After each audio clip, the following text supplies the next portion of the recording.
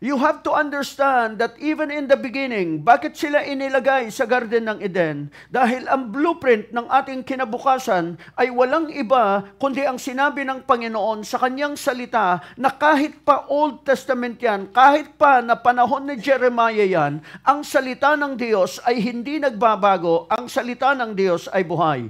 In Jeremiah 29:11 na kung saan ang sinasabi niya roon, "For I know the plans I have for you, plans to prosper you and not to harm you, plans to give you hope and to give you a future." That is the blueprint of our future. Iyon ang siyang blueprint. Alam natin kung ano ang blueprint. Iyon yung plano.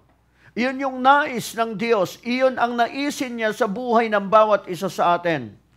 You see, many times and most of the time, people will always attribute bad things that are happening to God. At ang sasabihin nila palagi, sinusubok ng Diyos ang iyong pananampalataya. If you understand your relationship with God as the Heavenly Father, walang ama, walang magulang na ang gusto niya ay subukin ang kanyang mga anak sa pamamagitan ng mga pagsubok o mga problema. You see, Jesus said, in the New Covenant, yung kanyang sinasabi sa Old Testament, hanggang ngayon, hindi nagbabago. That's why in John chapter 10, you will notice in verse 10, especially on the last part, makikita ho natin na sa mundong ito, dalawa ang gumagawa. It's either sino ang iyong pipiliin para kumilos at gumawa sa buhay mo. So ang sabi ng Panginoon, the thief comes only to steal and kill and destroy. But Jesus said, I have come that they may have life and have it to the full. Even Peter recognized that in this life, na ang pangunahin kapag natutunan mo ang relasyon mo sa Diyos, ito ang sinasabi in 1 Peter chapter 5 in verse 7. So ang sabi niya roon, cast all your cares or all your anxiety on Him because He cares for you. God cares for you. God cares about your future. God has even decided your future even before you were born.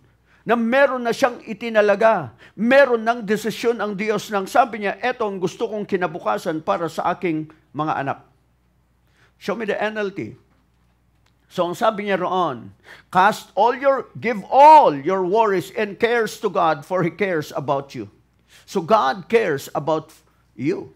What are your worries? What are your cares? You see, if we are not aware, ang mangyayari ho, ay yung naroon sa verse 8, nang sabi niya, I like verse 8, na we're in, ang sabi niya, you have to stay alert. Watch out for your great enemy. Who is our great enemy? Actually, he's just, great enemy. Ang sabi roon, the devil. He prowls around like a roaring lion looking for someone to devour. Show me the NIV. Na kung saan, ito ay tumutukoy sa kadalasan na kapag hindi natin alam o hindi natin kilala ang Diyos, ang mangyayari doon, lahat na lang ng pangyayari ay sa Diyos natin ikakabit. So ang sabi niya, be alert and of sober mind. Your enemy, the devil, prowls around like a roaring lion looking for someone to devour. In the Amplified Classic, it has something to do na kung saan madalas hindi tayo balansyado. Ang sabi niya ron, you need to learn to be temperate. So, sober of mind. It has something to do with our tempers. You see? At sa aklat ng Hosea chapter 4 verse 6, it says there that people perish for lack of knowledge. So kung kulang tayo sa kaalaman, bakit nagkukulang sa kaalaman? Because people have rejected the laws of God. Naglagay ang Diyos ng batas, even kahit na hindi tayo Hudyo, sa ating mga puso, sa ating mga konsensya. Yung konsensya natin nagsasabi sa atin kung mali ang isang bagay. But if you ignore the voice that is speaking unto you, tatahimik ang boses na yon at hindi na makikialam at hindi mo na maririnig. Ang maririnig mo na ay walang iba kundi ang udyok ng kaaway. Many times, we try to put the blame on society. Bakit ang Diyos naparito? Para bayaran ang kasalanan ng tao. Para bigyan ng pag-asa ang tao. Para mamili ang tao. It's either paniniwalaan natin ang sinasabi ng salita ng Diyos or paniniwalaan natin ang kapaligiran natin. Nakakalungkot. Etong linggong ito lang, last Friday, we have heard a very devastating news dito sa ating lugar. Imagine ilang taon lang yung mga batang yon o mga kabataan. Nagpapasimula pa lamang. You can put the blame. Ang tao sisisihin nila yung batas na umiiral sa ating lipunan. Or sisisihin nila ang mga nakaupo. Or you can put the blame on the teachers. But you see, one thing actually is na hindi natin pwedeng sabihin na walang, I would say, everything starts in the home. Saan nagsimula? Kung ano ang pag-uugali na meron ng isang bata, kahit ano pa man ang kapaligiran, kung yung kanyang mga magulang, nasa magulang yan. Most of the time, yung teacher dapat ganito, ganon. No. Ano ang tinitingnan nila? Ano ang nakikita nila sa loob ng tahanan? Kasi kung ano ang nakikita ng mga bata sa loob ng tahanan, paano harapin ni tatay ang problema? Paano harapin ni nanay ang sigalot? O ano pa mang pagsubok sa buhay? Iyon ang nagre-register sa mga anak. So kung dadaanin ng magulang sa dahas ang pagharap sa bawat problema, magiging marahas din ang mga anak. Iyon ang siyang mahuhubog sa kanila so that every time they face problems, they will do it the shortcut way. Na hindi nila alam ang diplomasya. Good thing if you have parents na kapag nagsumbong ka, ikaw yung pagagalitan, ikaw yung itatama, ikaw yung sasabihin na kung hindi ka man pagalitan, anak, dapat ganito yan. Pag may problema, ganito hinaharap yan. But what if the parents don't have time with their children? Na ang panahon lang nila ay hanap buhay. At lahat ibinigay na lang nila kay AI. Bahala na si AI, bahala na si Google, bahala na si ML, bahala na yung gadgets, bahala na yung kung ano ang pinapanood. Dati ang mga bata, sumisigaw yan ng Voltes 5. Diba? Let's vote in. Pero, ano lang. Pero ngayon, iba na. Pag natalo sa online game, ano na ang nagiging reaksyon? See? And what do you think? Ano ang mangyayari doon sa mga bata ngayon? Kahit nasabihin mo, you see, people, it's very easy to put the blame doon sa batas na meron tayo ngayon. Kaya nagkakaroon tayo ng CICL. Pero ang hindi natin nakikita, yes, itatapon sila doon sa kulungan para sa mga minor de edad. Pero pagdating ng age 18, dadalhin sila ngayon sa korte, sasampahan ng kaukulang kaso, at mula roon lilitisin. So, imagine, doon pa lang sa paglalagyan sa kanila. Nung mga unang panahon, ng ating paninimula na ministry, actually, meron tayong gawain noon sa nayon ng kabataan. Okay? Na mahigit delinquenting bata, around 700, more than 700 youth or children na mga delinquente, mga juveniles. Naroon, tinuturuan natin. Pero dumating na sa pagpapalit ng mga tagapamahala, ang sabi nila, hindi na kailangan. Well, you see, if you ignore the law of God, ang sabi niya roon, I will also reject, I will also ignore your children. And so what happens to the children na walang pundasyon, walang takot sa Diyos? They become what they are seeing in society. So katulad nung sa pangyayari sa Antipolo, makikita mo kung paano i-bash ng mga mamayan at sasabihin nila, kung hindi masyadong self-entitled yung isang kabataan, sabi nila, sana ngayon buhay pa yung tatay mo. Eh dati-rati, pag nagsumbong ka sa tatay mo, ikaw pa ang papaluin eh. Pero ngayon, magsumbong ka sa tatay mo, susugod. O kaya kung sa nanay mo, diretso ka agad kay Tulfo. See? Social media. Most of us, kapag tiningnan mo, ang problema is kadalasan pa-victim. But we have to understand everything will boil down to our relationship with God. Kaya sa ating mga kabataan, isa sa dapat pangitain na ilagay ninyo, mabalikan natin ang nayon ng mga kabataan or yung mga lugar kung saan naroon ang madilingkwenteng kabataan. At sa mga nanay, sa mga tatay, well, we need to keep on sharing the gospel. Kasi I believe, walang ebanghelyo, walang gospel ang mga batang yon. Ano ang kanilang mga karanasan sa buhay? Ano ang kanilang mga nakikita? Paano humaharap ang mga magulang sa problema? So, dadaanin sa alak, dadaanin sa kasyunduan, dadaanin sa... So, see, halimbawa, ngayon, may election tayo. Dito sa election, nagsisimula pa lang na kandidato. Mga kandidato, first time. Gaano karami ang taong lumalapit at humihingi ng tulong. Ngayon, kapag nanalo't nakaupo, saan kukunin?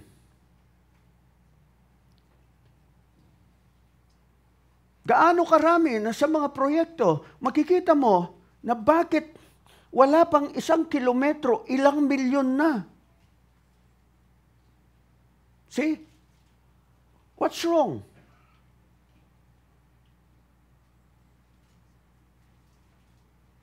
Kaya paalala, ibebenta mga boto nyo sa halalan.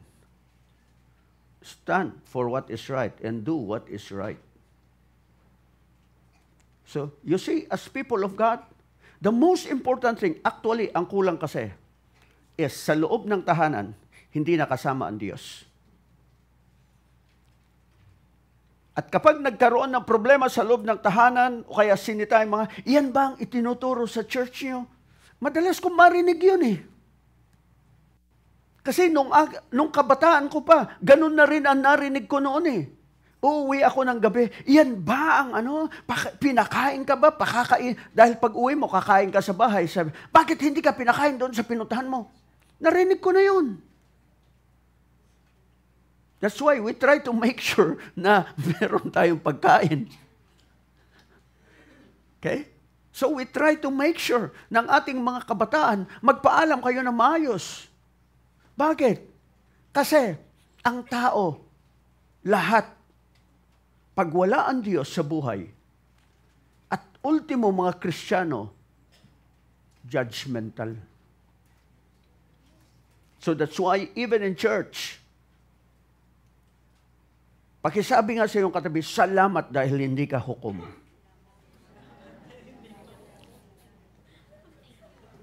Amen? So you see, we need to learn to go back to the Word of God. We need to learn to have a vision. Kasi, dalawang bagay ang madalas na sinasabi, people perish for lack of knowledge, and then people perish for lack of vision. What's your vision? Ano yung pangitain? Ano yung blueprint? Ano yung kinabukasan na gusto mo? Anong klaseng pamilya ang gusto mo? Anong klaseng mga bata ang gusto mo? Sa mga bata, anong klaseng buhay ang gusto nyo pagdating ng araw? Okay? Bakit may mga bullies? Sabi ko, napakasimple naman yung sinasabi ng doon sa interview na yung nilaro lang yung ilaw sa CR na kumbaga patay sindi lang and afterwards, papatay ka na? Gaano I think there is more to that. Ang tinitingnan lang is yung, kumbaga, paimbabaw. Pero ano ang totoong dahilan yan? Okay? Malamang, yung mga, and then, nakakalungkot, maririnig mo, ang bait ng anak ko. Nasabi na yun, nung panahon pa namin, sinasabi na yun eh. You see, we need the Word of God. Kasi yung sa Revelation, or rather Proverbs chapter 29 verse 18, sa a New Century Version, ang sabi niya ron, can you show me if you have the NCV, New Century Version? Okay? Message kasi yan. In the New Century Version, it says there, where there is no word from God, people are uncontrolled. NCV, New Century Version. So, it speaks about the Word of God. Where there is no word from God, people are uncontrolled. Madalas ang problema ng mga magulang ngayon ay walang iba kundi ang mga bata. And many people, they have become legalistic. See, we need to teach them about what the Lord has done at the cross. Bakit maraming bata insecure? Bakit mga bata hindi nila makita na sila ay merong pag-asa sa buhay na to, and they are always speaking about sin as well? Okay? If you go with me, 1 Corinthians chapter 11 verses 23 to 26, na ating pinag-aaralan itong mga nakaraan. So ang sabi niya ron, for I received from the Lord what I also pass on to you. The Lord Jesus, on the night he was betrayed, took bread, and when he had given thanks, he broke it and said, this is my body which is for you. Do this in remembrance of me. In the same way, after supper, he took the cup, saying, this cup is the new covenant in my blood. Do this whenever you drink it, in remembrance of me. So whenever you eat this bread and drink this cup, you proclaim the Lord's death until he comes. So, it speaks about what we do in communion. Ang tinapay at ang inumin. Ano ang nilalarawan nito? Ano ang dapat nating makita rito? It speaks about that everything we do has something to do with our relationship with God. Kumusta yung relasyon natin sa Diyos? Do we always remember the Lord? Many times, people will always remember what you have done. At ano ang nagiging tatak ng isang tao? So that's why ang pag-asa ng isang tao para mabago ang buhay niya, para mabago ang kanyang kinabukasan, para mabago ang kanyang pananaw, mabago ang kanyang kapaligiran, because I believe a change will always start in the family. And it has something to do always with our personal relationship with God. So we need to have a proper understanding of what we are doing. So, at isa rito, unang-una is yung sinabi niya, in remembrance of me. So, to remember the Lord, lalo na ngayong Semana Santa, o yung tinatawag na Holy Week. Pagdating nitong Holy Week, ano ang maaalala ng mga bata? Alam ba nila about the death and the resurrection of Jesus Christ? Alam ba nila kung ano ang nangyari sa krus ng Kalbaryo? Or, dati-rate, ang tao nangingilin pag ganitong mga panahon. Pero sa panahon natin ngayon,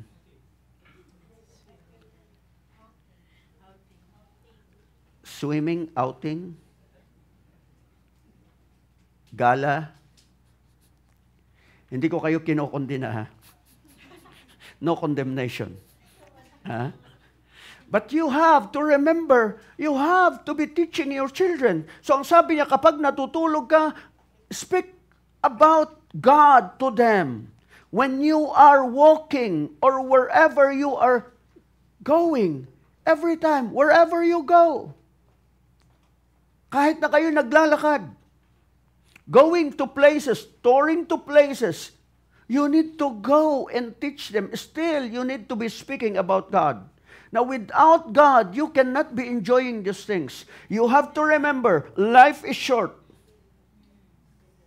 Ano ang naghihiwalay doon sa pagkasilang at kamatayan? Go to the cemetery. Makikita mo roon, birth date. Ano nasa gitna? Dash. Afterwards, kamatayan. Yung date ng kamatayan niya. So, what happened between birth and death? So you see, sa ating buhay, you have to teach them about the Lord. Alam nyo, every time you do communion, yung healing mo, your health and your healing actually is in the body and in the blood of Jesus. Pero gaano karami sa atin ang nagko-communion palagi?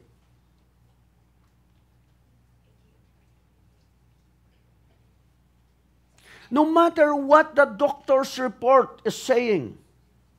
You see, hindi ho lahat ng doktor pare-parehas. Yung isang doktor ang gusto, katayin ka na. Pero merong doktor nang gusto niya, hindi, may paraan pa yan, huwag kang ano. Once na inalis yan sa'yo, kulang na yung bahagi ng katawan mo. Yun naman sasabihin ng isang doktor. So, kaya nga meron silang mga tinatawag na second opinion ka muna o third opinion. And then you have to decide. You have to ask the Lord. You have to come to the Lord. Okay? And you have to be teaching your children. Our health and healing actually is in here. So, when it comes to His body, we have discussed last Sunday, ang sabi roon, He carried our sins. He bore our sins. The word bore is an old English term na ang kahulugan yan sa panahon natin ngayon is carry. Okay? So, He carried our sins. You can go in 1 Peter chapter 2 verse 24 and you can read in the Passion Translation and other translation, ang sabi niya roon, that He Himself carried our sins in His body on the cross so that we would be dead to sin and live for righteousness. So ano ang kahulugan niyan? Upang malaman mo, patay ka na sa kasalanan or walang kapangyarihan, walang kontrol ang kasalanan sa'yo. Oh, I'm just a sinner. You are no longer a sinner if you are in Christ. Okay? You can choose to sin and you can choose not to sin. Okay? And another thing is our instant healing flowed from His wounding.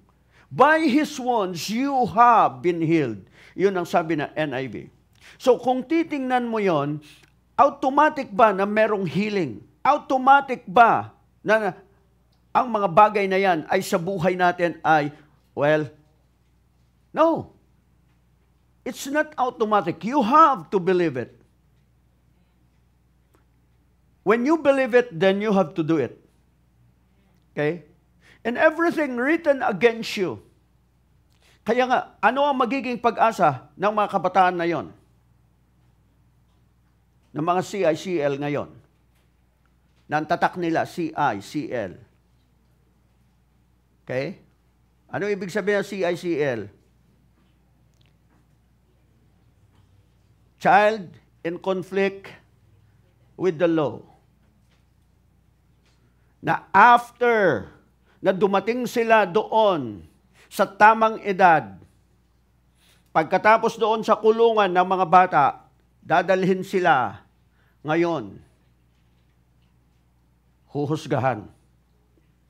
So, sila tinatawag na mga CICL. Gaano karami yan sa ating lipunan?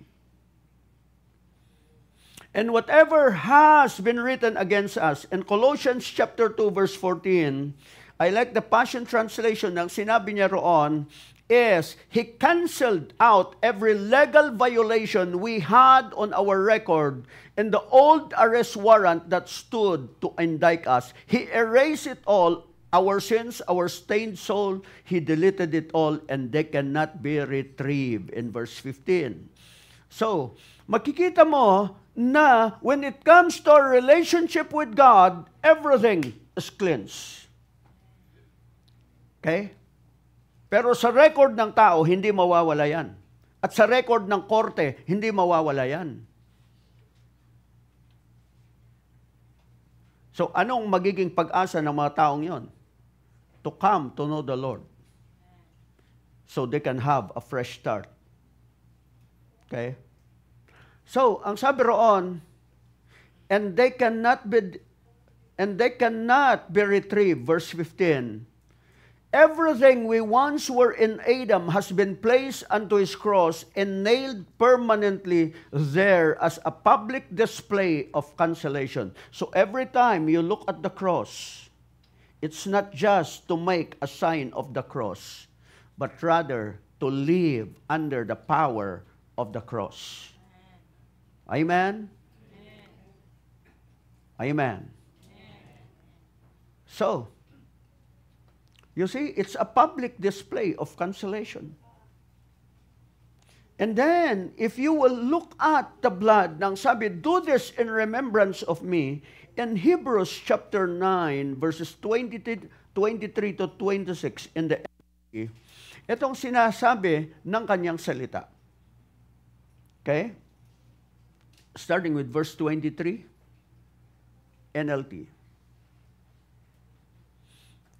So ang sabi, that is why the tabernacle and everything in it, which were copies of things in heaven, tandaan po natin, na kung ano lang ang meron sa daigdig, o sa sanlibutan, iyan lamang ay kopya ng kung ano ang totoong naroon sa kalangitan. Lalo na yung tabernakulo, o yung templo, okay, sa Israel. Ang sabi niya, which were copies of things in heaven, had to be purified by the blood of animals. So, mga ganitong kapanahonan, merong tinatawag na araw ng katubusan, na kung saan ang mga dugo ng hayop na ginagamit nung unang panahon ay para i-purify ang tao sa kanyang kasalanan at siya ay magiging banal sa loob ng 1 taon. So, ang expiration, 1 taon. Okay? So, they had to be purified by the blood of animals, but the real things in heaven had to be purified with far better sacrifices than the blood of animals. But for Christ did not enter into the holy place made with human hands, which was only a copy of the true one in heaven. He entered into heaven itself to appear now before God on our behalf. And he did not enter heaven to offer himself again and again like the high priest here on earth who enters the most holy place year after year with the blood of an animal. If that had been necessary, Christ would have to die again and again ever since the world began. But now, once for all time, he has appeared at the end of the age to remove sin by his own death as a sacrifice. So, Iyon na isang bagay na dapat nating makita bilang mga mananampalataya na kung saan ang ating Panginoon namatay sa krus at sa kanyang kamatayan sa krus, ang kahulugan po noon ay bayad na ang ating kasalanan. Amen? Amen. You see? Lahat ang attention ng tao, masyado tayong alert doon sa kanina. Ting! Di ba? So, that's why we are always reminded to put your cell phones in silent mode when you are in the house of the Lord. Okay? O nag-a-alarm na.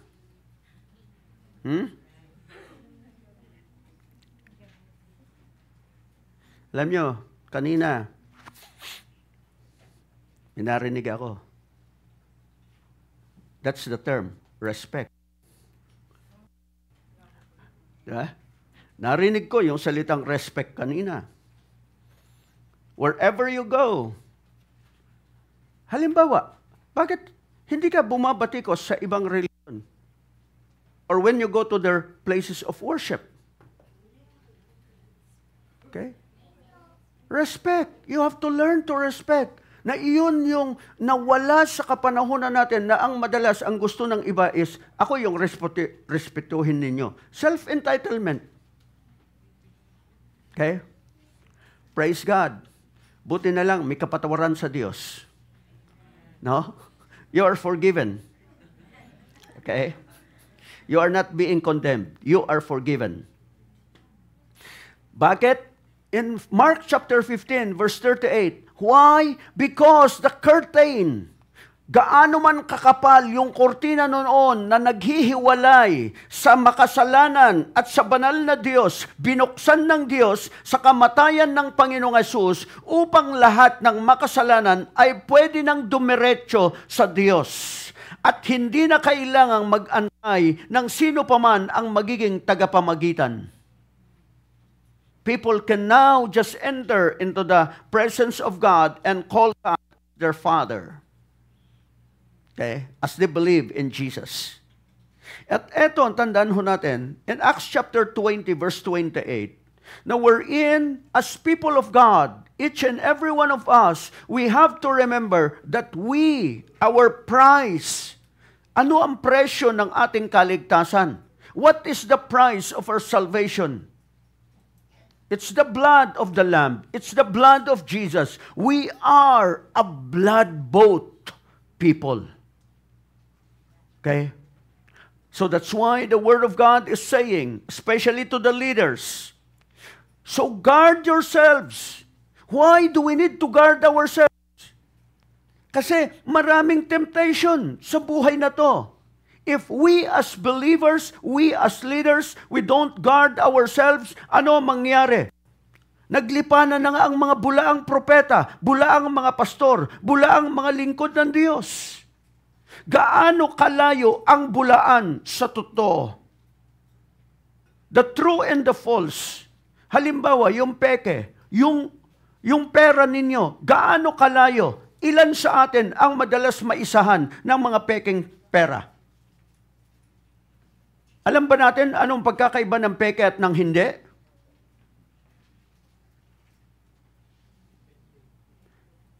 Pag pinambili mo na. Di ba? Malalaman mo na peke pala yung pera mo. Di ba? Sa bangko, anong pinag-aaralan? Yung peke? Yung totoo lang. Ang pinag-aaralan sa bangko, yung totoo lang. Iyon lang yung, kumbaga, yung hawak pa lang para malaman mo kung ano ang peke. Hindi nila pinag-aaralan yung fake. Marami, dapat alam natin yung ganito so we can reach out to them, we can minister to them. No, you have to know which is the genuine one. Dahil kung alam mo yung genuine, it will be very easy to spot the false. Kaya, Huwag kayong masyadong mahilig sa reels. Huwag kayong masyadong, uy, ang ganda ng preaching na to. Uy, ang ganda ng sharing na to. Do you know the life of that person? If you don't know their lives, then something is wrong. Okay? You have to know the voice of your shepherd. Your under-shepherd. Kasi kung hindi mo kilala, halimbawa, what is our culture here at Faith Life? What is our teaching here at Faith Life? Oh, sana ito ituro sa church. Well, do you know the one who is preaching in Facebook o yung reels na shinare mo? Kilala mo ba sila? It would be very easy. It says there, you shall know them by their fruit. And the thing is, how long have you known those people? Sa marami sa atin, still, anong taon tayo nagkakilala? So, for most of you, meron pa rito mga 30 plus years. Di ba? O, si Sister Malu, nagsisimula pa lang noon. Bible study natin, pumupunta pa tayo noon sa Paranaque YP, sa YP5, di ba? Oh.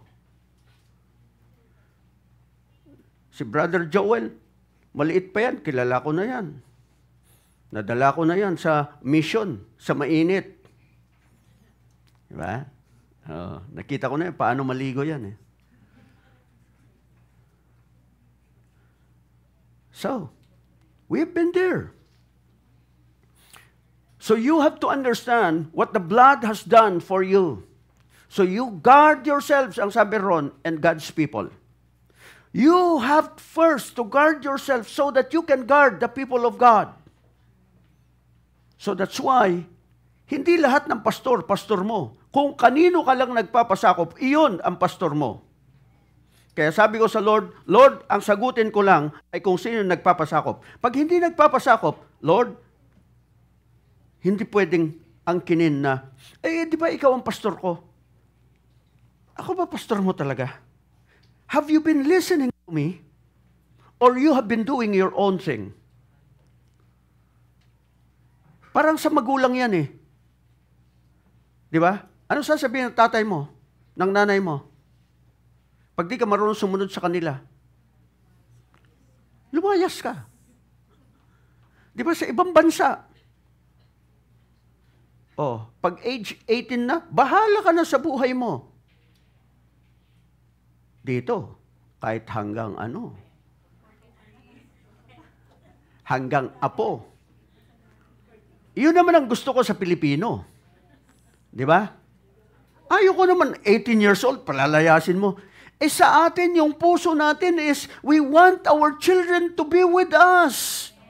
Kaya nga makikita mo, di ba, lahat ng plano, pati bahay, ayaw nating lumayo sila. Well, I think the Father's heart, ang gusto niya to be with His children. That's why He gave Jesus to us. God with us. Amen? Kaya nga ako, wow, sabi ko, malapit na. Papunta na ng May. Kasi ang gusto ng isang ama is nakikita yung mga anak niya. Amen? And you see, that's one thing I appreciate from one of my in-laws. Ang sabi pa nga niya, magkano bang sweldo na gusto mo? Dito ka na lang. Sabi ko, you see, that's a father's heart. And what heart do we need? The Father's heart. So He gave Jesus to us. So the Father can live with us. Amen? So we have to remember that you are God's church, purchased with His own blood, over which the Holy Spirit has appointed you as leaders. So, kaya we do not take our lightly because it's the work of the Holy Spirit. Amen. Now, eto. That's why in Hebrews chapter 9 verse 12, it speaks about our redemption. So sabi, with his own blood, not the blood of goats and calves, he entered the most holy place once for all time and secured. Wow. So our future has already been decided and secured. Amen? Kanina, closing prayer.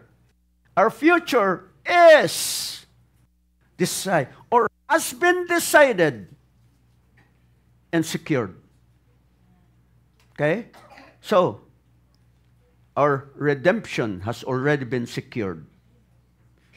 That's why whoever is in Christ, and 2 Corinthians chapter 5 verse 17, whoever is in Christ is a new creation. Kapag ikaw ay naroon kay Kristo, ikaw ay bagong nilalang. Okay? Lahat ng lumang buhay mo sa harapan ng Diyos, burado na yan. Now, you have eternal life. In 1 John chapter 5 verses 11 to 12, you have eternal life. So ang sabi, and this is what God has testified. He has given us eternal life. In this life is in His Son. Verse 12, whoever has the Son has life. Whoever does not have God's Son does not have life. 1 John 5:12. Then 13, I have written this to you who believe in the name of the Son of God, so that you may know you have eternal life. Amen? Now, bagay na dapat nating maalala na madalas ay ginagawa, nasaan yung aking mga kambing? Yung aking mga kambing na walang kapintasan. Okay? O sige. Nasaan si Nathan ba? Saka si Prosper. I like Nathan and Prosper. Halika kayo rito. Ha? Tagtago kayo ha. Kala nyo ha.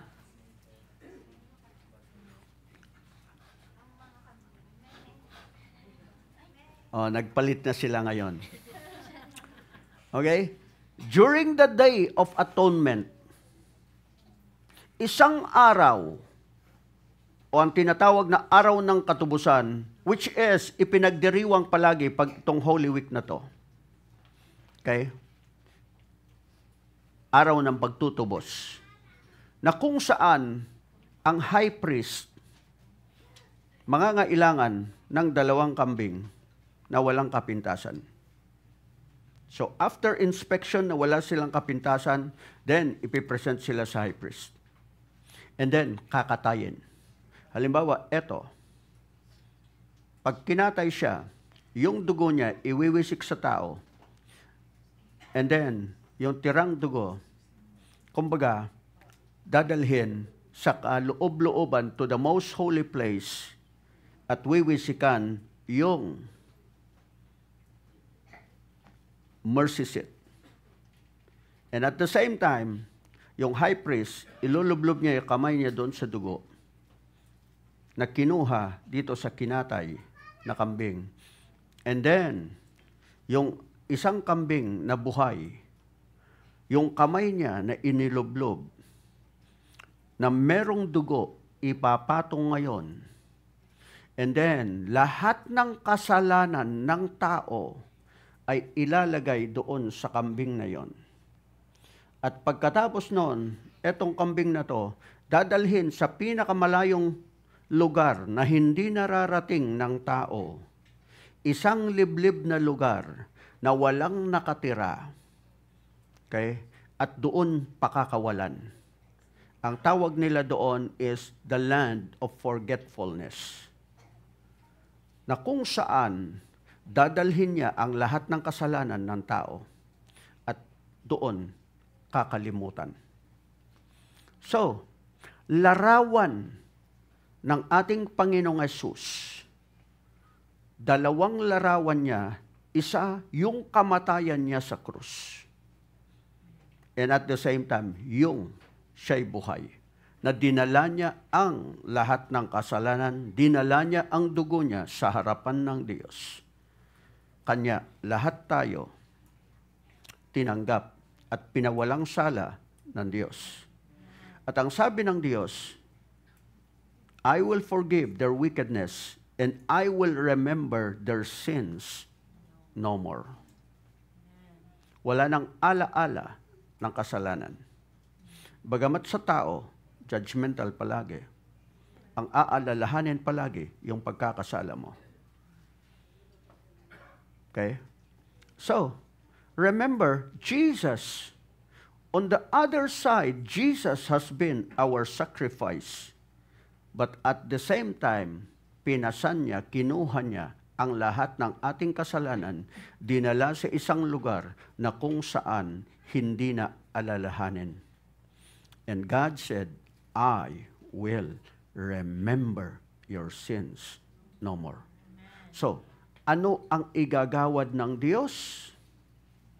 Forgiveness. So it says there, for I will forgive their wickedness and will remember their sins no more. So, as you reflect on Holy Week today, remember, it's not about our sins. Remember, it's about what He has done for you. Thank you, guys.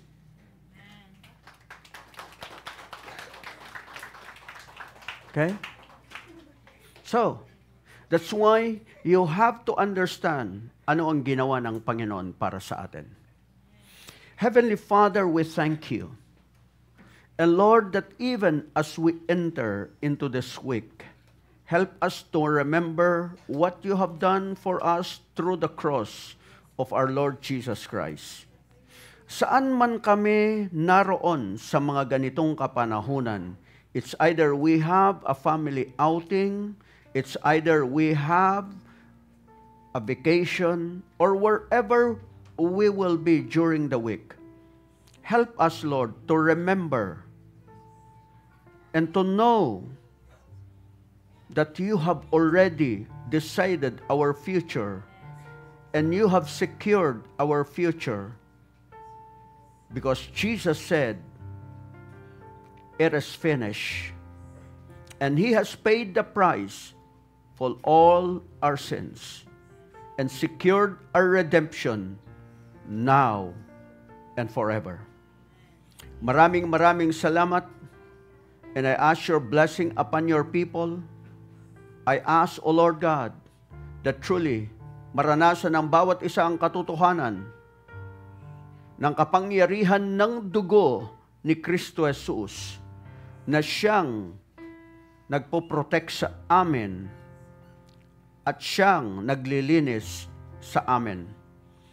And Lord, na ganun din ang katotohanan na katulad sa panahon ni Moses na ang anghel ng kamatayan, nung makita niya ang dugo, nilampasan niya ang mga tahanan na may dugo. And so that even this day, we stand on your word as we are covered by the blood of the Lamb, na anumang uri ng salot at maging ng kamatayan, o mga aksidente o mga kasamaan, they will just pass over us because of the blood. So we thank you, Lord, for your protection, and thank you for your goodness and your mercies. In Jesus' name, amen. Amen. Amen. So, kasi, madalas, maaalala rin yung kapanahonan na kung saan sina Moses, actually kasama yun na lahat ng may dugo, dinaanan lang ng salot. If you can believe that you are covered by the blood of the Lamb, then dadaanan ka lang. Hindi papasok sa loob ng iyong tahanan. That's why you can just come and you can just say, Lord, thank you. Our house is covered by the blood of the Lamb. Amen? Alam ba niyo yung mga testimony ng mga kapatiran natin? Nung nandito pa tayo sa CA noon, ang madalas sinasabi ng mga kapitbahay ay hindi sila masusunog, lalampasan sila ng apoy kasi born again sila. And true enough, nangyari yon. Di po ba, Sister Malu? Ha? Nakita natin yon sa Lemon Street. And afterwards, doon sa may Lanzones. Ay, hindi maano mga yan. Nakita natin several times. And then we have, brethren, sa Christianville, yung isang church natin, ang sabi niya, lalampas lang yung sabi niya, actually, yung isa nagpray na yung apoy, sabi niya, hindi masusunog ang aming tahanan, lalampas yan. True enough, lumundag yung apoy doon sa kapitbahay. Pero mayroong isang kapatiran, Lord, sabi niya, kalahati lang. Kahit kalahati lang. Ayun, nasunog kalahati. Talagang kalahati ng bahay, nasunog. Ang natira, kalahati. See? Iyon ang kanyang pananampalataya eh. Wala kang magagawa doon. Yun yung niya eh. Okay? So you have to learn to believe. You are covered by the blood of the Lamb. Your home is covered by the blood. So bago ka umalis, Lord, thank you. Your blood is covering this house. O bago matulog, Lord, thank you. Our home, our house, our properties are covered by your blood. You can read Psalm chapter 91. And you can speak it over your homes. Amen? So, go with me in Luke chapter 18, starting with verse 18. So, ang sabi niya, once a religious leader asked Jesus this question, "Good teacher, what should I do to inherit eternal life?" So, we already have eternal life if you're a believer in Jesus Christ. 19, "Why do you call me good?" Jesus asked him. "Only God is truly good. But to answer your question, you know the commandments. You must not commit adultery. You must not murder. You must not steal. You must not testify falsely. Honor your father and mother." The man replied, "I've obeyed all these commandments since I was young." 22, when Jesus heard his answer, he said, there's still one thing you haven't done. Sell all your possessions and give the money to the poor, and you will have treasure in heaven. Then come, follow me. Verse 23, but when the man heard this, he became very sad, for he was very rich. Now, ang sabi niya, lahat ng kautusan na yan, nasunod ko. And if you will go back to the 10 Commandments, actually, that is the 10 Commandments. Ngayon, nung sabihin ng Panginoon, there's one thing. May isang bagay. Sell everything. Anong commandment yun? Actually, it's commandment number 1. Wherein it has something to do with loving God. So sabi niya, love the Lord your God with all your heart, with all your soul, with all your strength, and all your mind. And the second, kasi yung 10 Commandments, sinamarize ng Diyos. Love your neighbor as yourself. Actually, we don't love our neighbor. O doon pa lang is, pagdating sa issue ng pera, can that or property, physical property or material things, can the person actually love the Lord? Na kung saan yung sinabi, yung isinagot ng Panginoon, in-expose lang kung ano yung katotohanan. Dahil yung tao, sobrang yabang. Sabi niya mula pagkabata, ano na yan eh? Alam ko na yan. Ginagawa ko na yan. I obeyed all the commandments since I was young. Pero doon pa lang, commandment number 1 actually is, who is the Lord in your life? Sino ang Lord ng buhay mo?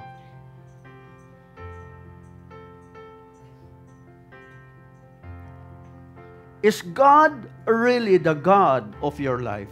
Is God really the Lord of your life? Kung yung material na bagay ay hindi kayang pakawalan, doon pa lang makikita sino ang hari ng buhay o sino ang Diyos ng buhay. You see, one area, why do we believe in giving? Ay upang sa atin para alisin yung hawak ng pera sa atin. Hello? Kasi maraming tao kontrolado ng pera. Maraming tao kapag nakakita na ng pera, nag-iiba na yung pag-iisip, nag-iiba na yung pananaw. So, yung madalas nga nasasabihin is pagdating sa pera, maraming nasisilaw. Sabi nila, kailangan ko yan eh. Ano naman yan eh? The thing is, who really matters to you? Ika nga, ang pera, pwede mong hanapin yan. Pero once na ibinenta mo ang kaluluwa mo, mahirap na. Makikilala ka as taong mukhang pera. And the reason that we are, for example, in our giving, we do not force people. It's up to you. Kasi iyan ay nagpapakita lamang if we are looking unto the Lord as our provider and we say, Lord, thank you for providing for us. Salamat, Panginoon, dahil naniniwala kami, ikaw ang aming provider. Ikaw ang nagpapala ng buhay namin. Okay? So, as we prepare for our giving, let's all just rise up. Ang gamot, ika nga,